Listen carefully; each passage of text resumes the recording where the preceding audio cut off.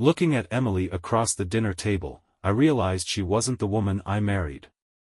The woman I fell in love with would never have said what she was about to say. Emily and I had been married for 7 years. We met in college, both ambitious, both eager to take on the world. She was beautiful, confident, and charming, everything I thought I wanted in a wife. For a while, things were great. We built a life together, bought a house, talked about starting a family. Then things changed. She started staying out late. First, it was girls' nights that went until 2 a.m. Then, she had work dinners that I wasn't invited to. I told myself I was being paranoid, that every marriage went through phases. But deep down, I felt it, something was off. Then one night, she sat me down at the dinner table and said the words that shattered everything. "I think I want to see other men." I stared at her, fork frozen midway to my mouth. "What?" She sighed, twirling her wine glass between her fingers like this was just another casual conversation. I feel like I need to relax. Have fun. Experience life. I love you, but I don't want to feel tied down. I think it would be good for us if I had the freedom to explore. Explore. She wasn't asking for a divorce. She wasn't saying she was unhappy. She just wanted to sleep with other men while I sat at home and waited for her. I forced my voice to stay calm. "So you're asking for permission to cheat?" She pouted, feigning offense. "It's not cheating if we're honest with each other, right? A lot of couples do this. It keeps things fresh." I studied her, waiting for a sign of guilt, hesitation, something to prove that she still cared about me, about us, but there was nothing, just expectation. She truly thought I would say yes, and that's when something inside me shifted. She thought she had all the power. That I would be the weak husband, too afraid to stand up for myself. That I would sit back and watch while she destroyed our marriage, convinced I'd always be there no matter what she did. She had no idea what was coming. That I smiled slowly, setting my fork down. "You're right, Emily. Maybe we do need to change things up." Her lips curled into a triumphant smirk. She thought she had won. She had no idea, because if she wanted to play this game, I was about to change the rules, and by the time I was done, she wouldn't even recognize the life she had left. Emily thought she had me cornered. She expected resistance, anger, maybe even desperation. She thought I'd beg her to reconsider, plead for our marriage, or worse, accept her twisted idea of an open relationship while she paraded around with other men. But I didn't do any of that. Instead, I smiled. The smirk that spread across her lips told me she thought she had won. She believed she had set the terms, that I was about to nod along and let her get away with this, but if she wanted to rewrite the rules, I was going to make sure she played by them too. The next day, I made my first move. That I started by getting my finances in order. Emily had no idea how much of our money was in accounts she didn't have access to, investments, savings, assets under my name alone. I made sure of it. The joint account? I left enough to keep up appearances, but the rest? Gone. Secured. If she wanted to explore life without me, she wouldn't be doing it on my dime. Next, I went through her phone. Emily was careless, and that worked in my favor. I waited until she was in the shower, then unlocked her phone with the passcode I had memorized long ago. What I found confirmed what I already knew. She wasn't just thinking about seeing other men. She already had texts with names I didn't recognize. Some were flirtatious, some explicit, and a few. One in particular stood out. A guy named Bradley. Their messages weren't just casual flirting. They were full of memories. Places they had been together. Inside jokes. Mentions of nights she had told me she was out with friends. She had been cheating for months. That I took screenshots, sent them to myself, and deleted the evidence from her phone. Emily thought she was playing a game of control. She didn't realize I was already 4 steps ahead. That I had the proof. I had the leverage. And soon, I'd have my revenge. She wanted freedom. She was about to learn that real freedom comes at a cost. Emily had no idea that I knew. she carried on like nothing had changed, like she had just announced her brilliant plan and was waiting for me to adjust to the new reality she created. That I played along, that I didn't argue. I didn't question her whereabouts. I didn't even act suspicious when she dressed up more than usual, heading out late into the night with a smug little smile, thinking she had my blessing. She thought she was getting away with it, but I was letting her dig her own grave. Every night she left, I gathered more evidence. I tracked transactions, noted every time she withdrew cash instead of using a card, always a sign she didn't want a paper trail. I checked our home security cameras, capturing footage of her sneaking back in at ungodly hours. And Bradley?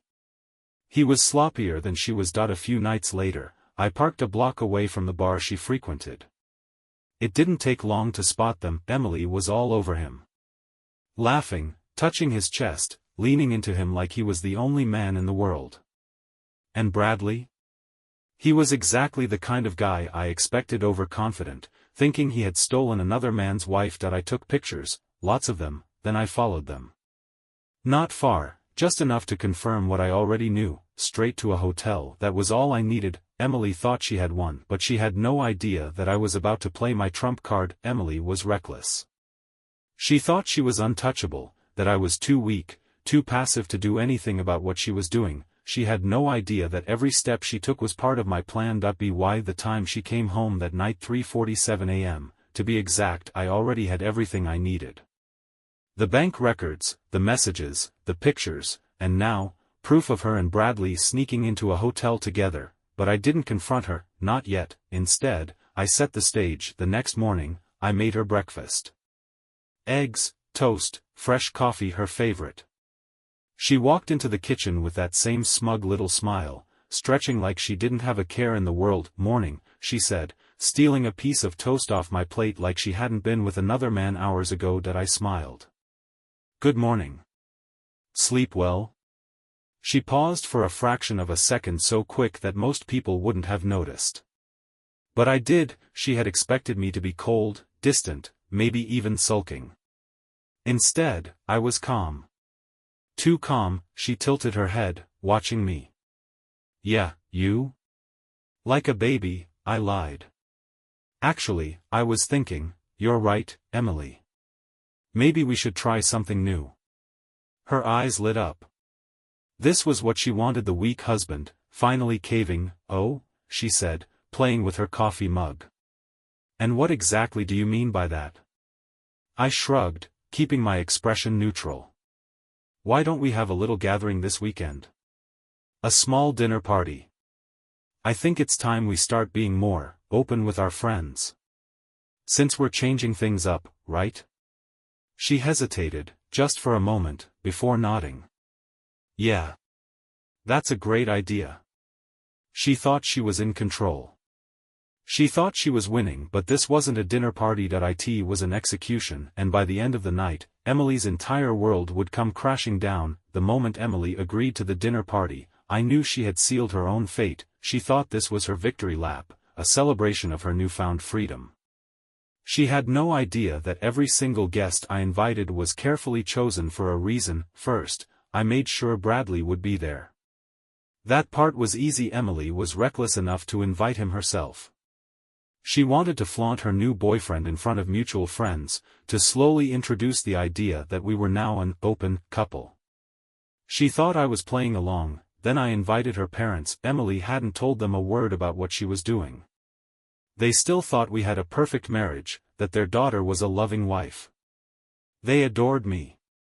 And I knew their presence would make things a lot more interesting. That I also invited my lawyer, Eric.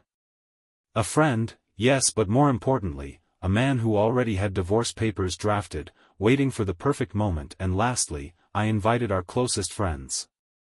The ones Emily had been lying to, sneaking around behind their backs. She thought she had convinced everyone that I was just boring and controlling, that her behavior was normal. But I was about to rewrite that narrative. Everything was set. Saturday night, the trap was ready. Emily spent the entire day getting dressed up, giddy with excitement. She thought she was stepping into a new chapter of her life. She thought she had won. She had no idea that by the end of the night, she'd have nothing left. the night of the dinner party, everything was in place. The food, the wine, the carefully selected guest list, every detail was set for the moment Emily's life would implode. She was radiant, wearing a sleek black dress, a little too much perfume, and that smug, self-satisfied expression she had worn since the day she announced her desire for other men. She thought tonight was her night. She had no idea. The guests arrived one by one. Our friends, her parents, my lawyer blending in casually among them. And then came Bradley. The second he walked through the door, I saw it, her eyes lighting up, that small, secret smile as she brushed past me to greet him. She introduced him to people carefully, vaguely. "This is my good friend, Brad. Not my lover. Not the man I'm cheating on my husband with," but that was fine. She wouldn't have to say it that I would. Dinner started smoothly. Conversations flowed, laughter filled the room. Emily was in her element, thinking she was pulling off the performance of a lifetime. Then I cleared my throat, setting down my wine glass. "I want to make a toast," I said, standing up. The room quieted, all eyes turning to me. Emily looked pleased, expecting me to announce my acceptance of our new arrangement. I smiled, slow and controlled. "I just want to say how grateful I am for honesty. For the trust that holds a marriage together.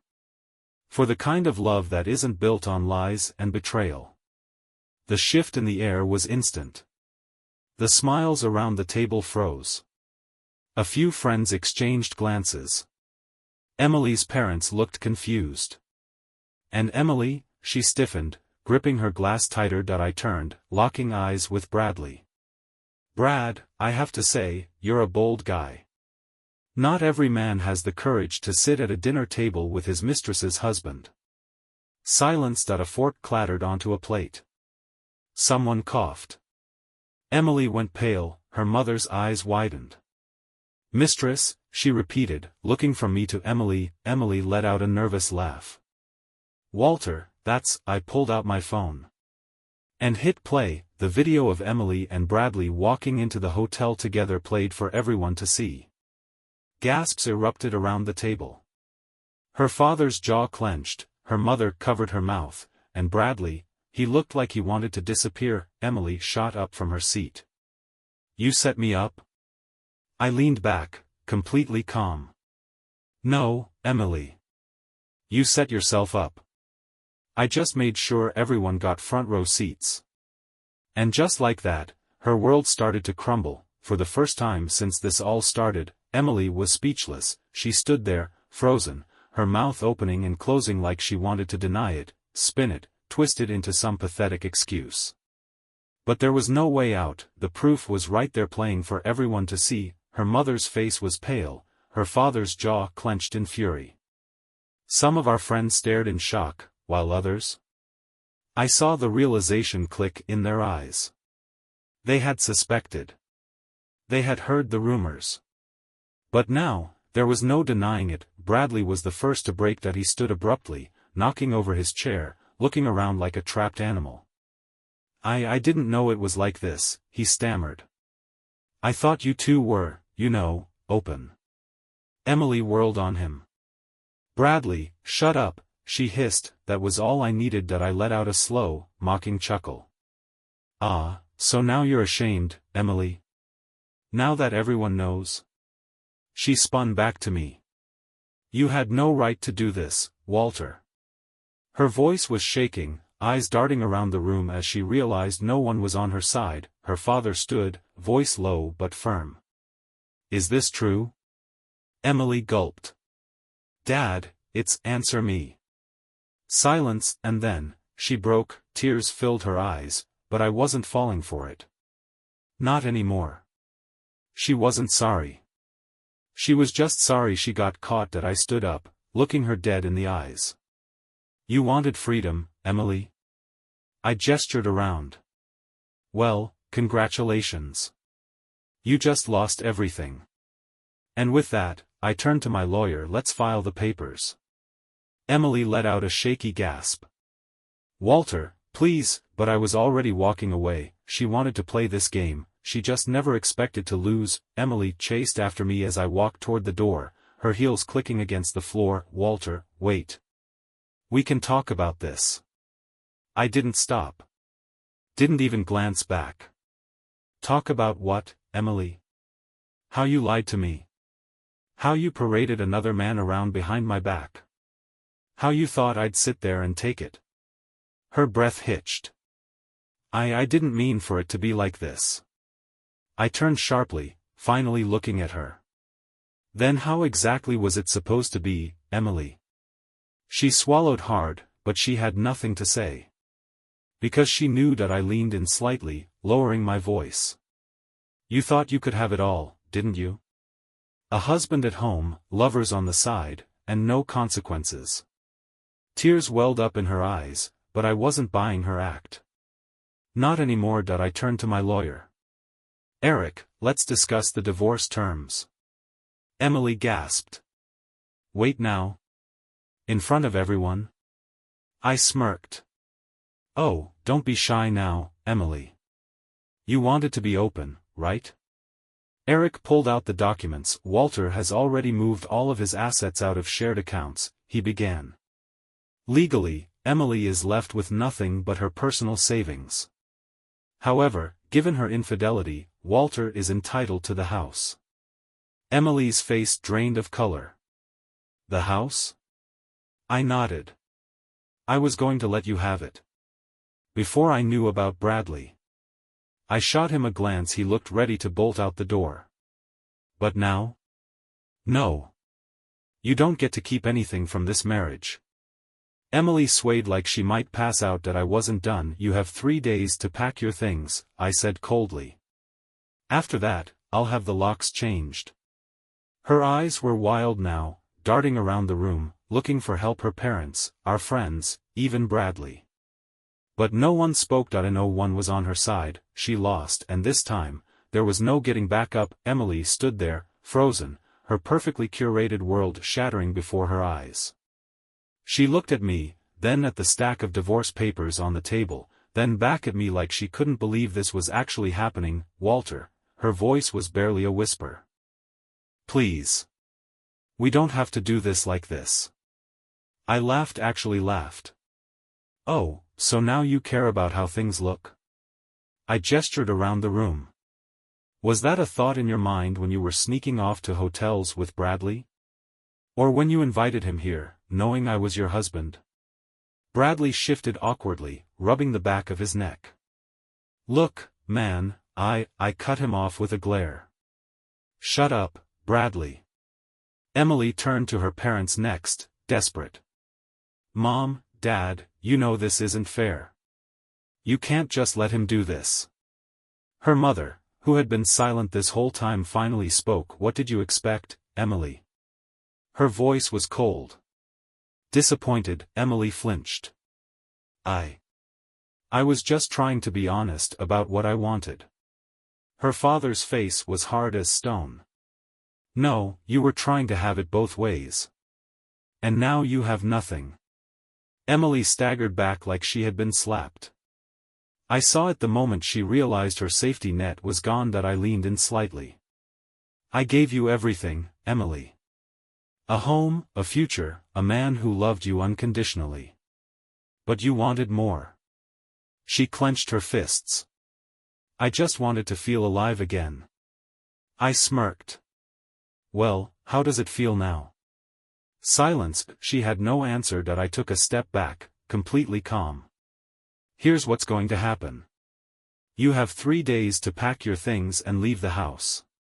After that, I change the locks." Emily's breath hitched. 3 days?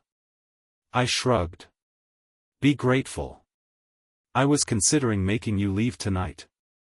She spun to Bradley, eyes pleading. "Can I stay with you?"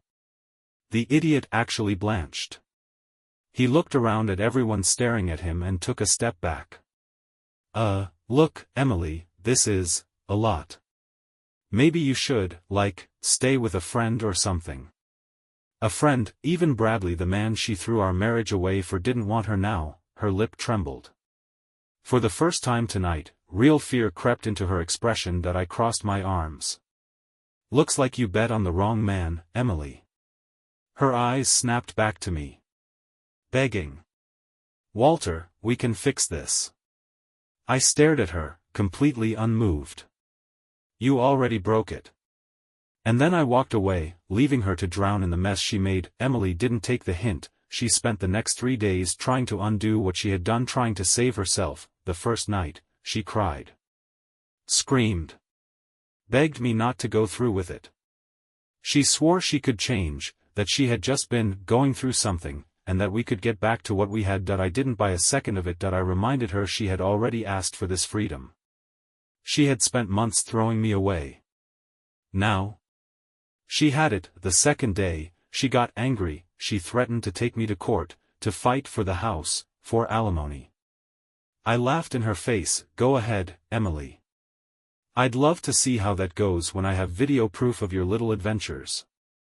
She paled.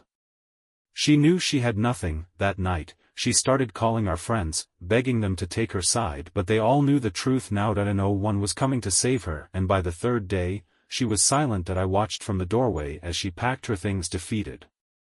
The smugness, the arrogance, the games, all of it was gone. She zipped up her last suitcase and turned to me.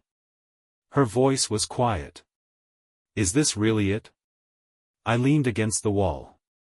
You tell me. Her throat bobbed as she swallowed. I never thought it would end like this. I shrugged. Neither did I. She lingered for a second, like she was waiting for me to stop her, but I didn't. I just watched her walk out of my life, and as the door clicked shut behind her, I had never felt so free. The day Emily walked out of the house for the last time, I expected to feel something. Maybe regret. Maybe sadness. Maybe some lingering hesitation that made me wonder if I had done the right thing. Instead, I felt nothing, not relief, not joy, just an overwhelming sense of emptiness. The kind of void that comes after months of betrayal, after the person you love the most turns out to be a stranger. For the first time in years, the house was silent. No footsteps in the hallway, no fake apologies, no late-night whispers on the phone that she thought I didn't hear, just peace. I poured myself a glass of whiskey and sat on the couch, staring at the front door. She was gone. Or so I thought. The next morning, my phone buzzed. Emily, can we talk? I stared at the message for a long time. I could almost hear her voice, that sweet, manipulative tone she used whenever she wanted something that I didn't reply. 2 hours later, another text. Emily, I just need to explain. Please, explain what? That she had spent months sneaking around? That she had openly told me she wanted to sleep with other men and thought I'd just accept it? She had already explained everything. With her actions. That night, she called. I let it ring, then came the voicemail. I pressed play, half expecting another desperate plea, but what I heard instead made me pause. Walter. I know you hate me. I get it. But you don't understand. I never wanted to lose you. I just wanted more. And now, I don't have anything. I don't know where to go. There it was, not regret. Not love. Just the cold, selfish realization that she had played her hand and lost. I deleted the voicemail, but Emily wasn't done haunting me. The next few weeks were quiet. Too quiet that I moved forward, getting the divorce finalized, transferring everything into my name. Cutting her out completely. Then one evening, I got a call from a mutual friend. Man, have you seen Emily? I frowned. What do you mean? She's not doing great. I almost laughed. Not my problem. And? There was a pause. Then, she's been staying in a motel. Lost her job. And I heard Bradley cut her off. Bradley. The guy she threw our marriage away for. The guy she thought was her future, gone. I leaned back in my chair. Guess she should have thought about that before she burned everything down. My friend hesitated. I know, man. But, she looks bad. Like, really bad. I stayed silent. Then he said the words I didn't expect. She told me she wants to come back. I felt a slow, cold smirk spread across my face. Not happening. Emily was a ghost. A mistake I had erased, and she was never coming back. That I should have known. Emily wouldn't just fade into the background. People like her, people who lie, cheat, manipulate, they don't just accept consequences. They fight. They claw their way back into the lives they destroyed, because they don't know how to exist without control. But she had lost it, and now, she was unraveling. The messages kept coming. At first, it was the usual guilt-tripping. Emily, Walter, I know I messed up, but can we at least talk? Emily, I miss you. I miss us. Emily, you don't have to forgive me, but I just need to see you. Then came the excuses. Emily, I wasn't thinking straight. I let outside influences get in my head. Emily, Bradley made me believe I needed something more. Emily, I thought I wanted a different life, but I was wrong. And finally, the desperation. Emily, I have nowhere to go. Emily, I lost everything. Walter, Emily, please. Just let me come home. That I didn't answer. She was grasping at straws, trying to pull me back into her mess. But I wasn't her safety net anymore. Then, one night, she showed up at my house. It was late past midnight. That I was sitting on the couch, halfway through a glass of whiskey, when I heard it knock. Knock. Knocked. A slow, hesitant tapping at the front door. I didn't move. Then another knock, louder this time. That I already knew who it was. Still, I got up, walked to the door, and looked through the peephole. Emily, she was standing there in the cold, wrapped in a thin coat, looking nothing like the woman I used to know. Her hair was messy, her face pale, dark circles under her eyes. For the first time since this all started, she actually looked fragile, but I didn't feel bad for her. I opened the door but didn't step aside. She looked up at me, eyes glassy with tears. Walter, I leaned against the doorframe. Why are you here? Her lip trembled. I have nothing left. I waited. Letting her squirm, she swallowed hard, blinking rapidly. I lost my job. My apartment. I can't even afford a motel anymore. I don't know what to do. I studied her. And what do you expect from me? A small, pitiful smile. I thought, maybe we could talk. I chuckled, cold and humorless. You mean the way you talked when you told me you wanted to sleep with other men? Or maybe the way you talked when you snuck around behind my back? She flinched, her breath hitching. Walter, I wasn't thinking. I was stupid. I see that now. I tilted my head. No, you don't. Her brow furrowed. What? I smiled, slow and deliberate. You don't see that you were wrong. You see that you lost. Her eyes widened. She knew it was true. She had made her choice. She had bet everything on a life she thought was better than ours. And she lost it all. She reached for my arm, her fingers trembling. But I still love you. I didn't move. Didn't even blink. You love me now that you have nothing? Silence. She had no answer. I pulled my arm back. Go home, Emily. Oh, wait, you don't have one. Her breath shuddered. Walter, please. I stepped inside and shut the door in her face. She had gambled with our marriage. She had gambled with my trust, and now, she had nothing left to lose. Emily had always been a survivor. A schemer. She knew how to twist reality, how to turn people against each other, how to make herself look like the victim even when she was the one holding the knife. But now, she had no more moves left to play, and she knew it. Over the next few days, I watched her world shrink. The woman who once had everything, a home, a husband, a career, the respect of her peers, was now nothing more than a shadow of herself. She had spent years crafting an image of perfection, a carefully built persona of charm, beauty, and control. But when you strip away the makeup, the expensive dresses, the fake confidence, what's left? A woman who had bet her entire life on a fantasy, and lost. I hadn't spoken to her since I shut the door in her face. But James kept feeding me updates. She's couch surfing, he said one night over the phone. People are getting tired of her. She's overstayed her welcome. I smirked. Shocking. She asked Michelle if she could stay with her.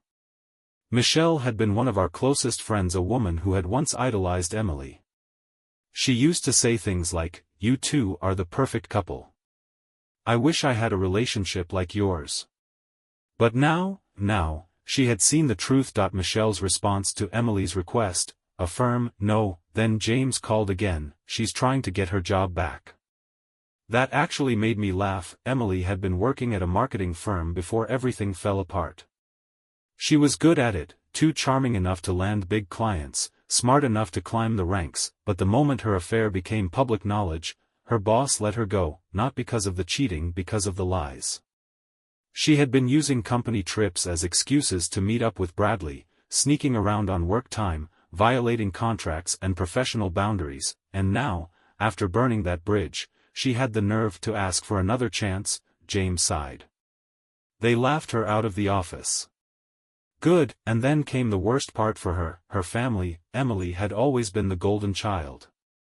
The one who could do no wrong. Her parents worshipped her, constantly comparing her success to her siblings, but once they found out what she had done to me, the shame hit them like a wrecking ball. Her mother refused to take her calls, her father told her she had embarrassed the family, and just like that, she was truly alone. Then, finally, James dropped the biggest bombshell yet, "She's trying to leave town." I sat up. What? She's got nothing left here, man. No money, no home, no job, no friends. She's looking for a way out. Asking people if they can loan her money for a bus ticket. I exhaled, staring at my glass of whiskey. So this was it. Emily was running. She wasn't strong enough to face the consequences of her actions, to live in the same town where everyone knew what she did. She thought she could just start over somewhere else, but no matter where she went, she would always be the woman who destroyed her own life. That night, I got one last text from her, "Emily, Walter. I'm leaving." I stared at the message, letting it sink in. Then another, "Emily, I know you don't care, but I just wanted you to know. I don't belong here anymore." And then the final one, "Emily, I hope you're happy." I smirked. I didn't reply. I didn't say goodbye. I just deleted her number, and just like that, Emily was gone. She had gambled away everything, and in the end, she wasn't even worth a response. Emily had always been good at making dramatic exits. She loved attention. The feeling of being wanted, admired, worshipped.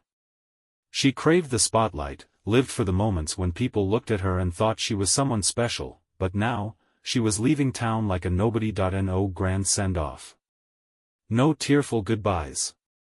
No one begging her to stay, just a one-way ticket out of the life she had destroyed. And I had a front-row seat to her final downfall. The day she was supposed to leave, James called me one last time. "You're not gonna believe this," he muttered. I smirked. "Try me. She's at the bus station." I glanced at the clock. It was late afternoon. Perfect. Something about Emily's departure felt unfinished. So I grabbed my keys, got in my car, and drove downtown. Not to stop her. Not to talk to her, just to watch. The station was filthy. A run-down, gray building with flickering lights and the overwhelming smell of burnt coffee and stale cigarettes. The kind of place Emily would have never set foot in a year ago. But there she was, sitting on a hard plastic bench, her suitcase at her feet, her shoulders hunched forward as if the weight of her own choices was finally crushing her. She didn't see me. I stayed in my car across the street, watching through the windshield. She looked small, not the powerful, manipulative, untouchable woman she had once been. Not the arrogant, smug wife who had told me she wanted to sleep with other men and relax. Just a broken, desperate mess. She pulled out her phone, probably hoping for a last-minute text, a message from someone offering her a second chance, but no one was coming. She was well and truly alone, and for the first time, I think she finally realized it. An hour passed. She kept checking her phone, fidgeting, biting her nails, shifting in her seat. The longer she sat there, the more restless she became. She didn't want to leave. I could tell. She wasn't running toward a new life. She was escaping the wreckage of the one she destroyed, and the worst part, she had no idea what was waiting for her on the other side. No home. No safety net.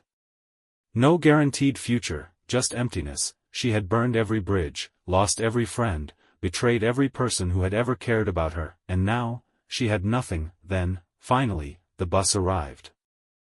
The doors opened, a handful of people shuffled on. Emily hesitated, for one long, agonizing moment. She just sat there. I saw it, the fear in her eyes, the hesitation, the desperate, last-minute hope that someone would stop her, that someone would say, "Wait, Emily. We forgive you. Come back."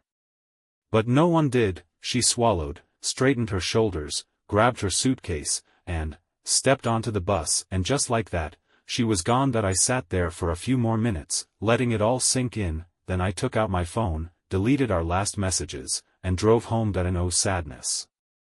No regret, just the quiet satisfaction of knowing that, in the end, I had won. Emily had gambled with her life, and she had lost everything. Emily was gone, not just from my house, not just from my life, not just from my phone, my messages, my daily routine. She was gone from my mind. For so long, I had been stuck in her world, her choices, her betrayals.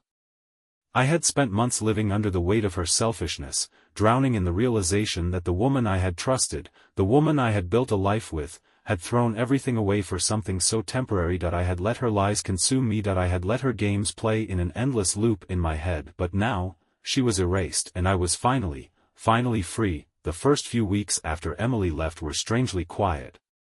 The house was mine now, but it felt different. At first, I caught myself expecting to hear her voice. I expected to see her clothes lying around, her perfume still lingering in the air. I expected her texts, her calls, her desperate attempts to crawl back into my life. But none came, just silence. And as the days passed, I realized something. I didn't need her. The absence of her chaos, her manipulation, her constant presence, it wasn't a loss. It was a gift. For the first time in years, I didn't have to wonder where she was. I didn't have to question whether she was lying to me. I didn't have to check my phone, waiting for a fight I didn't ask for. The house wasn't empty. It was peaceful, but just because I had moved on didn't mean Emily had. She had nowhere to go, and she was desperate. James called me again, his voice lower than usual. "Walter, you're not gonna believe this. I already knew. She's trying to come back." A sigh. "Yeah. She's been asking around, seeing if anyone will take her in." I leaned back, shaking my head. Pathetic. Emily had spent so much time thinking she could do better than me, and now, she was begging for the scraps of the life she had thrown away. "She tried Michelle first," James said. "Michelle didn't even let her finish the question before saying no." I smirked. "Good. She even tried her parents. They told her she embarrassed them." That one made me laugh. Emily, the golden child, the one who could do no wrong in their eyes, had finally ruined even that. Her own family was ashamed of her, her own friends had abandoned her, she had burned every bridge, and now, she was completely alone. Then, one night, it finally happened. My phone buzzed. "Emily, Walter. I don't know if you'll even read this, but I just need to say something." I stared at the screen. "Emily, I'm sorry. I really am. I know I hurt you. I know I ruined everything. But I didn't know what I was doing. I was stupid. I was lost. And now, I don't have anything left." I let out a low chuckle. She had lost everything. And now, she was grasping for the only person who had ever truly been there for her. Me, the man she threw away like nothing. Another message popped up. "Emily, I miss you. And I know you probably hate me.